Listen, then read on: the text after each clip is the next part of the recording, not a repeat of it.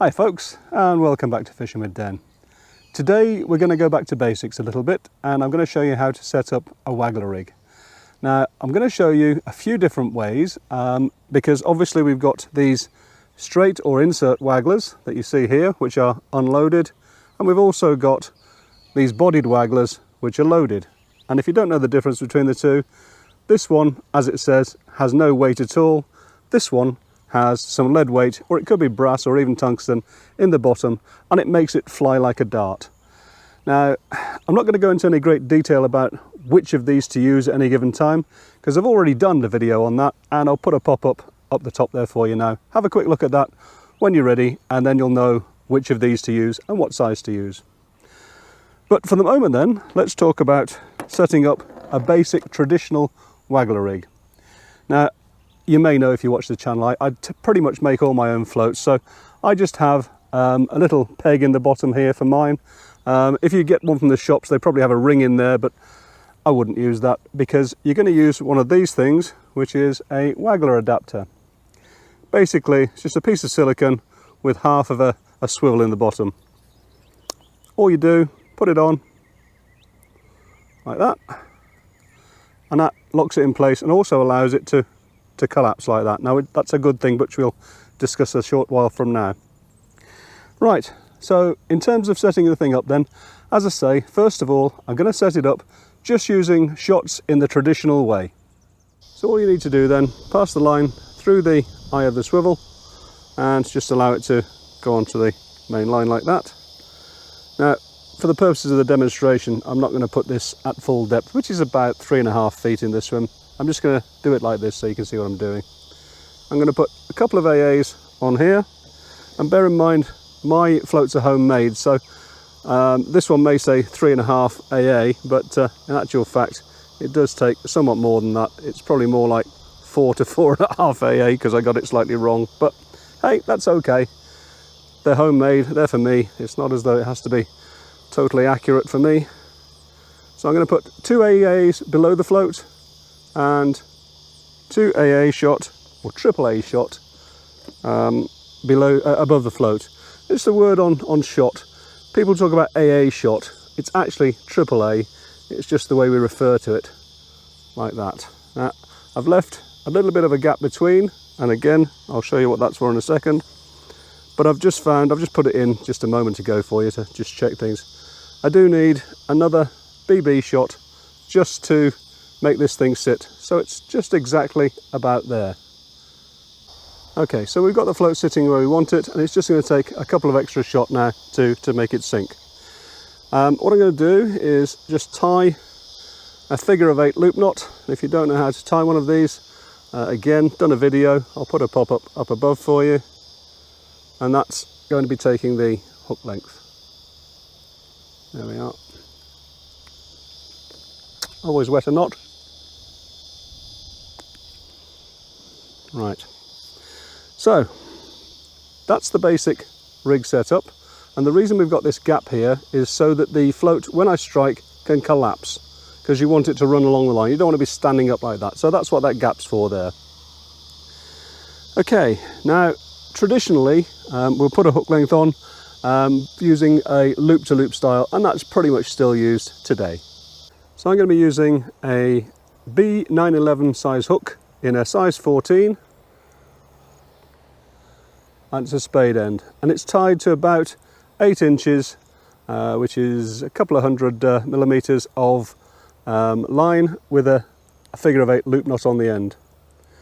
To attach it, take the main line and pass it through the hook length loop like that.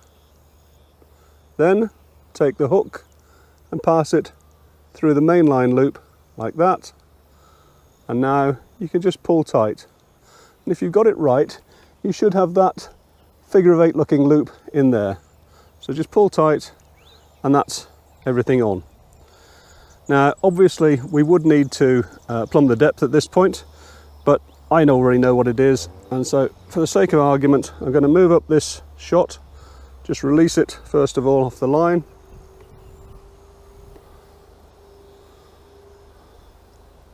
I'll be showing you how to do plumbing the depth another time, but for today we're going to assume that the depth is about 3 feet. So I'll move those up. Remember to leave the gap when you do it. And now what we need to do is put on what are called dropper shots. Now dropper shots are exactly that. They control the drop or the fall of the bait and the hook as it goes through the water. There's our hook length, as you can see. Now you do sometimes see people taking big shots and putting them down the line. It's completely wrong, because all that happens is the shots act like I think there's a thing called a bolus from Venezuela or Bolivia or somewhere back in the day, but basically it had a weight on one end and a weight on the other, and they spin around each other, and it gives you no distance whatsoever. So that's the reason obviously we've got the bulk around the float there. It's to make sure that the float casts out well. But how about controlling the drop? Now, again, traditionally, and in fact even now, if you're wanting to catch on the drop, what you'd do is take some very small number 8 shots and put them on the line. Probably say for 3 feet, you'd maybe put one just above the hook length, one just a bit higher up here, and another one at about this point here. And that would give you a nice slow drop to the bottom. That's if you want to catch fish on the drop, or if indeed, even if it's possible to catch fish on the drop. Obviously on a nice day, that works great. But when it's quite a windy day, you may not actually be able to do that. And so you need to control the float. And again, I've done a video on how to control a float in a wind with a big undertow. And undertow is where the wind blows the surface water that way, it hits the bank, comes back underneath and goes the opposite way. So if your float's going the same way as the wind, then it's doing it wrong and you're not going to get any bites. So you wouldn't just use number 8 shots down the line at that point. What I tend to do at that point is increase those to number 6s. And again, maybe 1, 2, 3, but also possibly have one on the hook length. Only do that if you're using a fairly heavy duty hook length. This is actually, I think this is an 0.19 hook length, so I'm happy enough to put it on there. But when you're getting down to sort of 0.10mm hook lengths, the very small ones, don't necessarily want shot on there. So you may just want to go to a smaller hook length with the loop about here. Then you can put your shot down at the base here. So what happens then is, again, you can have them strung out. You're not going to have quite the same possibilities of catching on the drop, but what you can do is take all the shots down and spread them out just in this lower section here. Then what you do is you go deeper, because at the moment we're just fishing with the float on the surface and the hook on the bottom. As I say, you go deeper by say that much, and then you're laying all of your shot that's down here on the bottom.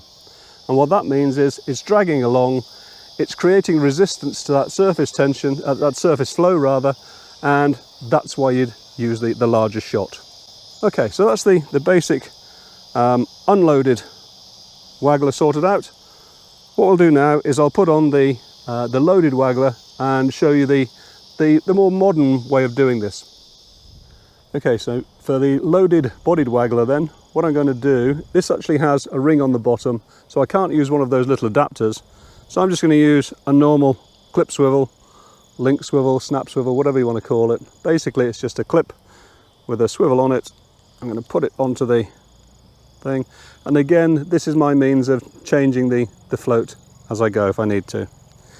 This time though, I'm going to use some of these things. Now these are line stops or float stops. These ones happen to be made by Guru, but there's all sorts of other ones out there, so please feel free to use whichever ones you want. And all you do is take your main line, push it through that loop, give yourself about an inch, oops, pulled it out. Helps if you can see what you're doing properly. There we go. Okay. So just give yourself about an inch and then pull the line stop onto the main line and just pull through until, there we go, it's on. Now these Guru ones, I'm using these because I find that they stick really well. Some of the other ones I find that I have to use 2 in line to keep things in place, but these ones, never have a problem with. To move these ones, I just generally just wet the line a little bit there, and then it'll slide up, and then it will actually lock into position further up. So now it does kink the line a little bit there. Just get rid of that and thread on your swivel. Obviously that then stops the float from moving. Now you could thread on another line stop here, and that will keep the float in position wherever you want it. And yeah, sometimes I do that, but what I also find is, because I'm using my homemade floats, I give myself a little bit of leeway, up to about a sort of a BB's worth of shots there, additional loading. So what I tend to do is take some number 6 shots.